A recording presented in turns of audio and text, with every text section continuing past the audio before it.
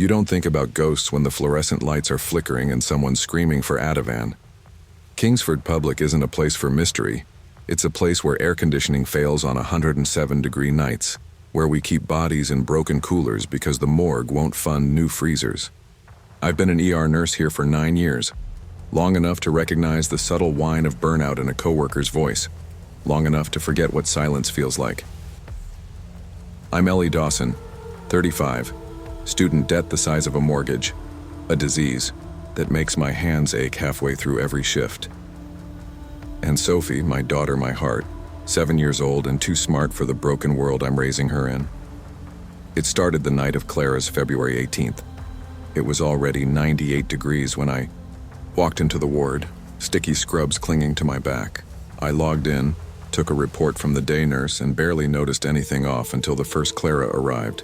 Clara Henderson, 68, coding when she hit the ambulance bay. EMS said she fell reaching for the kettle. Bruises bloomed down, her neck like wet ink. I did compressions until I felt a rib crack beneath my palms. 47 minutes, nothing. I called it at 11:55 p.m. 7 minutes later, the second Clara came through the doors. Clara Hartwell, 68, same fall, same wrist fracture, same date of birth. She flatlined at 12:09 a.m. The same faded photo clutched in their fists. The Newcastle Memorial Fountain under a summer sun, colors nearly leached away. Same Kmart nightgown, same expired digoxin packet tucked in their robes. I tried to find the logic, some twisted coincidence, but the night wasn't finished with me yet. The day after the Claras, the IV pumps went haywire. It was just past midnight when the alarms blared, every pump in Trauma B screaming like a dying animal. I ran from bed to bed, but none of them were even in use. Biomedical came down 3 hours later, shrugged, and said all batteries had drained to exactly 14%. 14. The number clung to me like a rash. 14 minutes between the Clara's deaths. 14% battery. Bed 14 where we treated. Henderson, I chalked it up to stress, lack of sleep. Nurses aren't supposed to believe in patterns. We believe in blood pressure, lactic acid levels, and ECG rhythms. But the next night, the ward started talking. Wheelchair movements, lights blinking in the shape of numbers. A junior nurse swore she smelled flowers and antiseptic floating between beds. I wanted to laugh. We all did, in that brittle way you do when your brain is slipping sideways. Back home, things were worse. Sophie had started sleepwalking. I woke up at 3:14 a.m., because of course it was 3:14, to find her at the front door. Her hand on the knob, her lips whispering, "The ladies want to play." I checked the locks twice after that, slept with a chair propped under the door handle, told myself she was dreaming, just a child processing the chaos of our lives. Then, I found the heart medication, same as the Clara's digoxin, a discontinued brand pulled in 2019 for safety concerns. Sophie had brought it in from the garden, said she found it buried in the dirt. She handed it to me like it was treasure. My hands shook so hard I dropped it, and that's when I stopped telling myself it was all in my head. I took a day off, told my manager I had a fever. Not a lie. My autoimmune flare-ups were getting worse, red blotches rising under my skin like tiny burn scars. Sophie stayed at school, and I went digging. The hospital records were yellowed, incomplete. But I found them, both Claras, admitted multiple times in the early 80s for occupational exposure. They'd worked in the old textile factory off Maitland Road, the one that caught fire in '81. No one ever talked about that place, not since the fire spread through the ventilation and killed 8 women trapped on the 3rd floor. Both Claras made it out. Both kept returning to Kingsford for chronic respiratory problems after that. Both treated by Dr. Lionel Whitmore, my mentor when I was a student. He was brilliant and broken, known for sleeping in the call room for days at a time, for whispering to himself between rounds. Everyone assumed he burned out. In 2015, he jumped from the roof of the admin building. Never knew why. He didn't leave much. Just a single sentence on his suicide note typed out and printed on Kingsford letterhead. They come in pairs now. I copied it down. Felt a pressure in my ears like diving too deep. Later that night, Sophie wouldn't eat dinner. She stared at the empty chair across from her and whispered, "She says her name is Clara." I asked which one. She shrugged. She says she was first. I came in early the next night. Thought maybe being around people would help. I told myself the routine was grounding. At 6:48 p.m., I found them in my locker. 2 nightgowns, pale pink, floral print. Tags still on, but the fabric smelled like hospital bleach and something sweet underneath. Gardenias, maybe. My locker was locked, and I hadn't touched it all day. I folded them and shoved them in the biohazard bin, but when I passed the bin 10 minutes later, it was empty. I asked the cleaner if she'd taken them. She looked confused. Said no one had emptied that bin. At 9:34 p.m., I walked past Trauma B and saw the monitors glowing. Both beds, 14 and 23, displayed heart rates, 68 beats per minute. We hadn't had patients in those beds for 3 hours. The monitors weren't connected to anything. No leads, no vitals, just 2 steady pulses on dead machines. Then the PA crackled. "Mummy, why won't you let them in?" Sophie's voice, the sound, hit me harder than any code blue I've ever run. I dropped the patient chart I was holding, ran to the nurse's station, heart in my throat. No one had used the PA system all night. Security confirmed no outside lines had accessed it. But the audio file, the voice, it was logged under my employee ID. At home, I found Sophie standing at the kitchen table, her eyes wide and empty, like she wasn't really inside. 2 chairs were sat across from her. She was carefully pouring tea into 3 plastic cups. I don't know what's real anymore. The footage from that night? I begged security to let me see it. They watched it with me, silent. The screen showed me in Trauma B doing chest compressions on 2 empty gurneys. No Claras, no patients. Just me, arms pumping air, sweat running down my face, talking to no one. I've started hearing their voices at home, in the vents, in the mirror. The same clipped tone, the same static buzz hush. You remembered us. I dream of fabric catching fire, of hands pressing mine. I feel their weight on the end of my bed at night. And Sophie, she draws them now. 2 women, hand in hand, standing by the Newcastle Memorial Fountain. Sometimes they're on fire. Sometimes they're transparent, always smiling. I can't go back to Kingsford. They've suspended me. They think I forged the incident logs, the equipment malfunctions, the patient deaths that never existed on paper.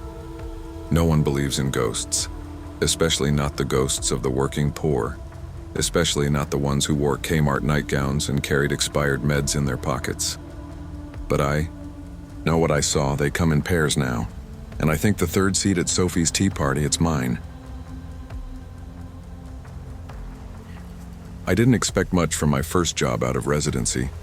The Queenstown Urology Clinic in Dunedin is modest, wedged between a physiotherapy office and a pharmacy that looks like it's holding on by a thread. Winter here feels like a slow drip of cold that seeps into your bones, and the waiting room's a constant echo chamber of coughs and complaints. I'm Liam Patel. 29 years old, fresh from training, carrying $150,000 in student debt like a second skin. My engagement to Claire's fraying at the edges. She's restless, wants to go back to Auckland, and I can't blame her. I'm barely holding on. My heater broke 2 weeks ago, and with rent creeping up, eviction feels like a whisper away. That's the backdrop when David Wallace walks in for his consult. 53, tall, with a handshake that lingers longer than it should. I notice the way he adjusts himself. Too deliberate. Not the kind of discomfort I usually see. His phone buzzes with Tinder alerts. It's not what I expect in an emergency. Consult. The chart says performance anxiety, but his smirk tells a different story. There's a weight in the room I can't shake off. I'm a doctor, trained to stay professional, but something about him puts me on edge before the exam even starts. We move to the exam room and things go downhill fast. Wallace accidentally drops his phone. When I pick it up, it's open on a video titled Nurse Fantasy 7, the kind of video you don't expect in a medical consult, especially from a patient who's supposed to be nervous about performance. He leans in, eyes locked on mine, and asks, "You ever treat anyone your own age, Doc?" As if we're about to share a joke. Then he palms himself slowly through his sweatpants. I stiffen, trying to remind myself this is a medical setting, but the worst is yet to come. He pulls out the phone again and plays a 15-second clip. A woman in scrubs, close enough to what I wear, doing things that should never be part of a professional context. His laughter echoes around the small room. It's like we're old friends sharing a beer, not a doctor and patient. My heart races, and all I want is to get out of there. I reported the incident to Dr. Singh, my senior consultant. She listened, then sighed. "Wallace," she said. "Third complaint, this year. But he's on private insurance. The clinic manager says we manage expectations." That phrase stuck with me like a bad taste. At the front desk, the receptionist rolled her eyes when I told her. "Just wait until he asks for a prostate exam," she warned. The head nurse pulled me aside later, gripping my shoulder. "Next time, leave the door open." I thought I was prepared for the job. But that night, I washed my hands until they cracked. The smell of sanitizer was a thin shield against the shame and anger I couldn't shake. At home, Claire slept on the couch after I snapped about her wanting to move. I felt like I was crumbling from every side. And then security handed me a panic button to carry. Like I was the problem. 3 weeks passed, I thought I'd escaped him. Then Wallace booked another appointment. I swapped it with a colleague, but I overheard him outside my door. "Tell Dr. Handsome I brought show and tell." I forced a laugh that didn't reach my eyes. That night, I dreamed of gloved hands, cold laughter in empty hallways. I woke up, in a sweat. My phone showed a missed call from an unknown number, then a notification. My student loan repayment just doubled. No explanation. Claire's suitcase sat by the door. Everything felt like it was closing in. Sometimes I wonder if anyone gets what it's like to be a young male doctor in a profession built on trust and respect, only to find your boundaries smashed by someone you're supposed to help. The healthcare system pretends it protects us, but I'm starting to think that's just a story we tell ourselves. The same professionalism that demands I stay calm, polite, and composed is the cage that traps me in silence. I see nurses facing this every day and realize how little I understood. Before Wallace's Google review still gleams at 5 stars. Great banter with staff really puts you at ease. I can't tell anyone how wrong that is. I'm stuck in this job, stuck in debt, stuck in a cold flat with no heat, stuck pretending that I'm okay, but I'm not, and I'm not alone. I never thought I'd get used to the ache, but after the 3rd time twisting up in the emergency room, the dull, constant pain became a sort of background noise in my life. I'm Connor Byrne, 28, a freelance graphic designer in Dublin, stuck in a cycle of hospitals and late-night taxis. The doctors call it testicular torsion, a medical emergency that strikes like a freak storm, twisting the blood supply, threatening to take what I've got left. Each trip to St. Vincent's Public Hospital feels like a battle I lose a little more. Ireland's public health system is under siege, and without private insurance, specialist care is a luxury I can't afford. My disability payment is barely enough to cover the essentials, let alone cab fare. I'm stuck juggling pain, bills, and the cold that seeps into your bones when winter grips the city. November 2022 hit us hard, colder than usual, and the emergency department was bursting at the seams. But I had no choice but to endure the weight, the aches, and the indignity. That night, after another grueling ER visit, I limped outside on my hospital-issue crutch, waiting for the last $35 I had saved to book a free now taxi home. The security. Lights flickered overhead, casting long shadows over the concrete and steel. I was tired, vulnerable, and just wanted to get home before the pain turned sharp again. Then out of nowhere I saw him. A hulking figure, a man in a torn tracksuit reeking of cheap cider and something worse. The man slurred his words, staggering toward me from the hospital's smoking area. "You're walking funny, boyo. Need me to batter you proper?" His breath reeked of cheap cider and body odor, a pungent assault in the cold night air. I tried to back away, but he was quick. Suddenly, he dropped to his knees and grabbed my ankle. My heart jumped into my throat. I froze, caught between fear and disbelief. And then it happened, the moment that still haunts me. The man, like some deranged animal, took my sneaker in his teeth and growled. His eyes were wild, unblinking. Time slowed. The cold bit into my skin, but it was nothing compared to the chill that spread down my spine. I grabbed my crutch and pushed him away, using the only weapon I had. I forced myself to laugh, even as my voice shook. "Easy there. I've only one good ball left as is." For a moment, the tension broke. The man laughed too, hoarse, off-key. Then, without warning, he stumbled away, singing "The Fields of Athenry," off-key, a haunting melody in the freezing night. I stood there, breath ragged, heart pounding, and wondered how I'd survived something that felt so unreal. Hospital security didn't take my story lightly. When they showed me the footage, I saw the man's wild grin as he lunged at me. The guard paled. "That's Seamus," he said quietly. "Regular around here. History of biting staff, been banned twice. Apparently, Seamus was a fixture in the ER, a ghost of the city's mental health crisis, a man broken by the system and forgotten by everyone else. Change your taxi app," the guard advised. "Seamus likes to follow the yellow cabs." I swallowed hard, realizing I'd been lucky, or maybe cursed. The hospital felt less like a place of healing and more like a battleground for survival. Since then, I've switched to Uber, paying an extra $15 for the quiet ride option. It's a small price to feel safe. I wear slip-on shoes now, anything, to avoid the nightmare of that moment, the wet teeth sinking into my ankle. Sometimes when I pass St. Vincent's, I can't shake the memory. I still dream of Seamus's growl, of the smell of cider and stale sweat, and those teeth clamping down like a wild animal. The trauma didn't end with that night. It settled in, like the cold creeping through Dublin's streets in November. Every appointment feels like walking into a minefield. The waiting room's crowded, noisy, and full of people carrying invisible scars. I catch myself flinching at sudden movements, wary of shadows. Financial stress gnaws at me too. The cost of care, the taxis, the medication. It's a constant. Wait. I have to choose between paying rent and seeing specialists. More than once I've delayed treatment because I couldn't afford the bus or the cab. My freelance work suffers. Pain and stress make it hard to focus, and deadlines slip through my fingers. I'm isolated, stuck between managing a health crisis and the crushing realities of poverty. And every so often, when the night is still and the world quiets down, I replay that encounter in my head. The man with teeth where a human shouldn't have teeth. It's a kind of horror that no medical textbook can prepare you for.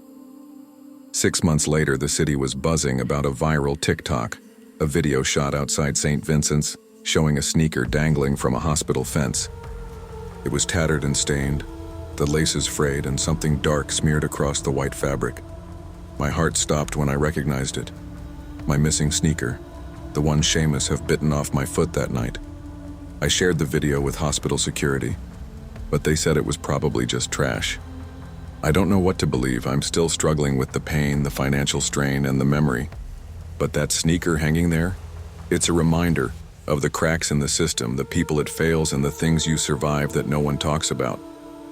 Sometimes in the cold Dublin nights, I think about Seamus singing "The Fields of Athenry," and I wonder who's next, waiting outside the hospital, lost and broken. And I realize that for all the battles inside those walls, the real fight is just beginning.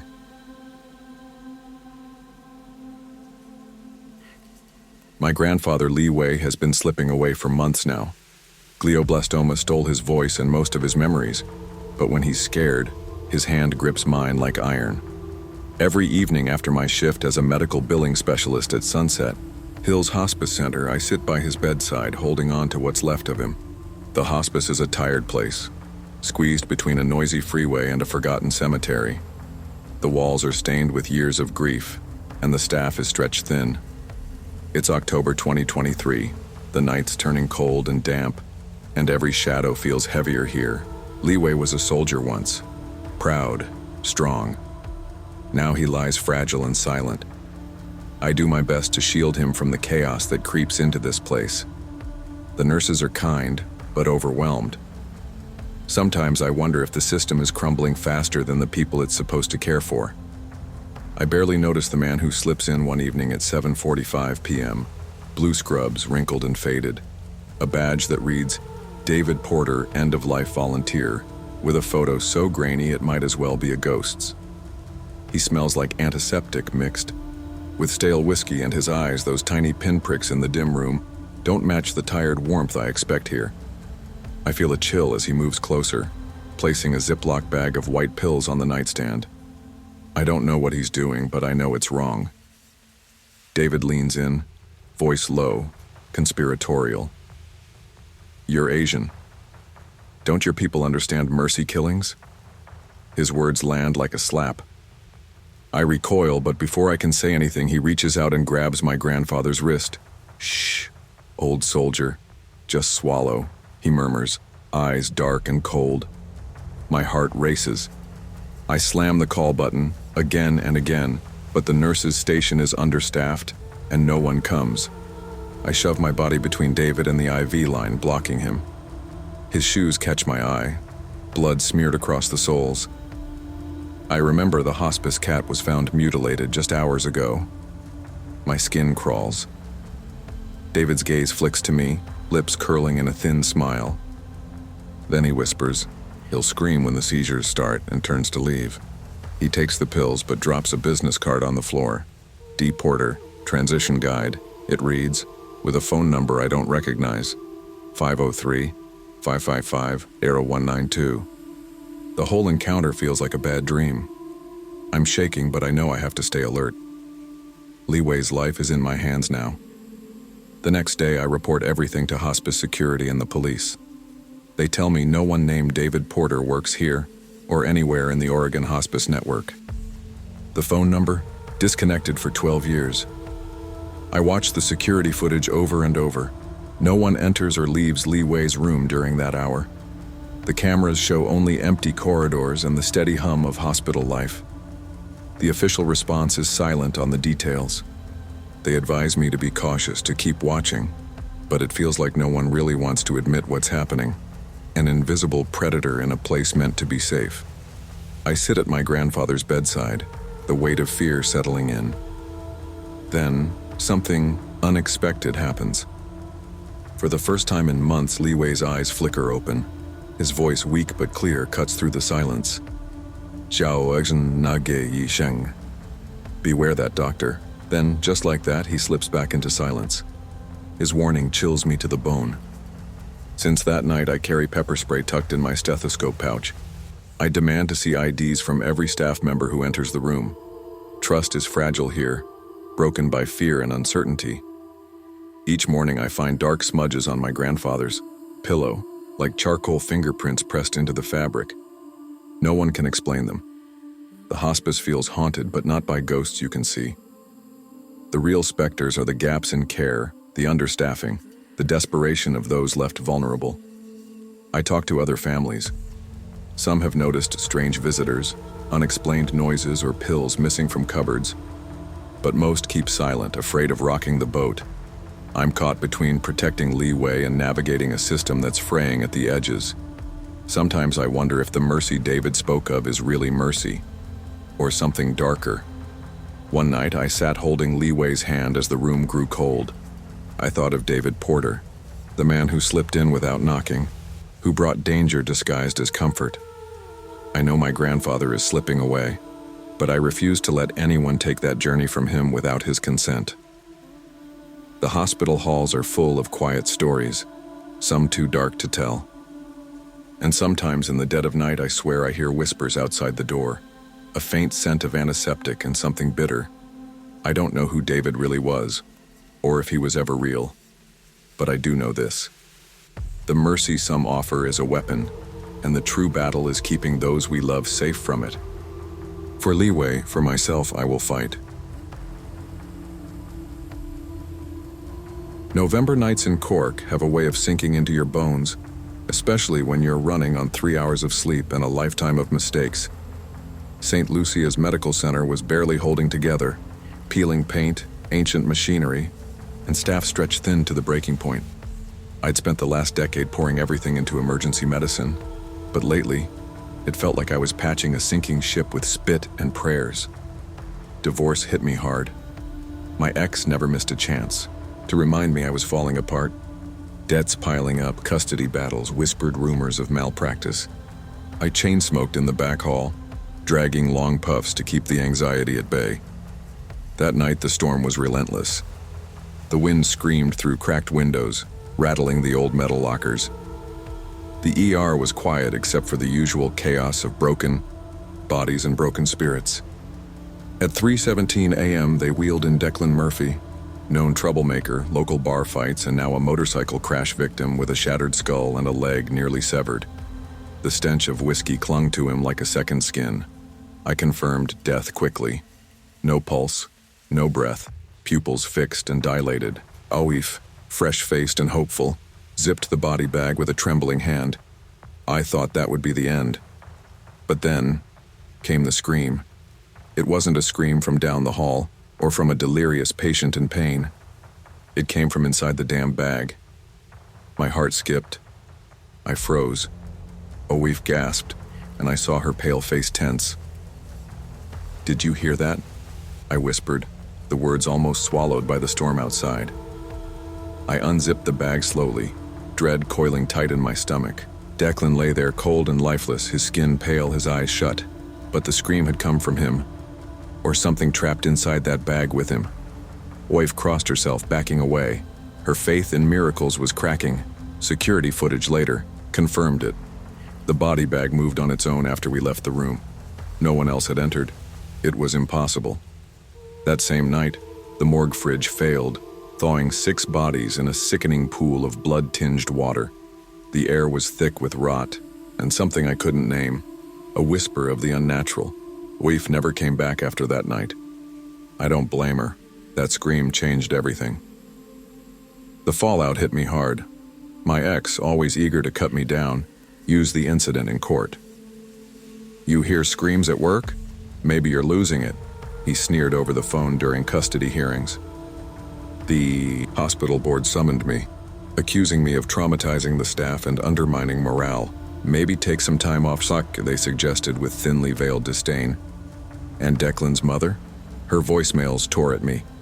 "He wasn't a bad lad. Why'd you let him die?"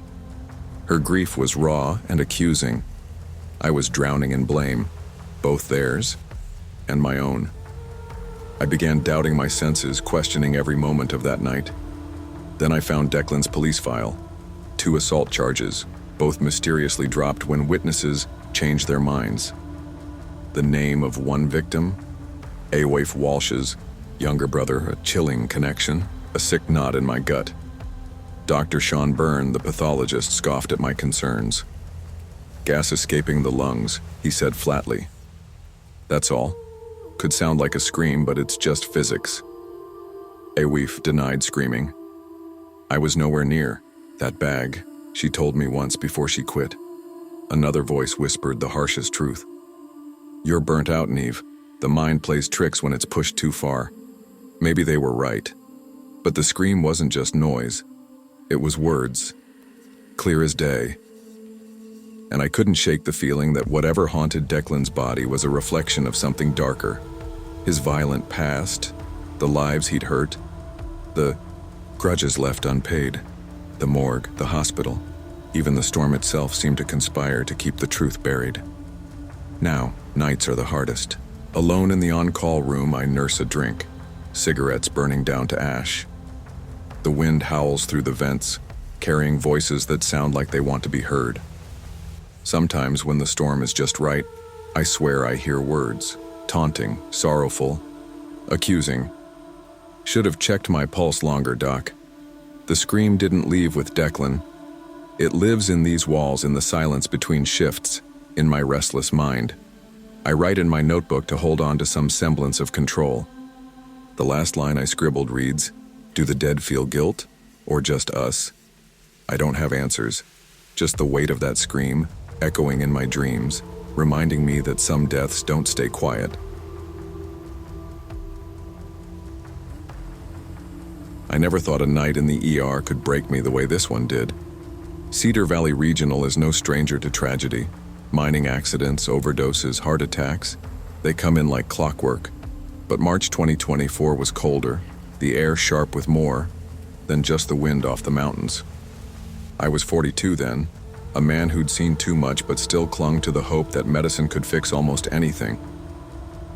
The divorce papers sat on my kitchen table for months, unsigned.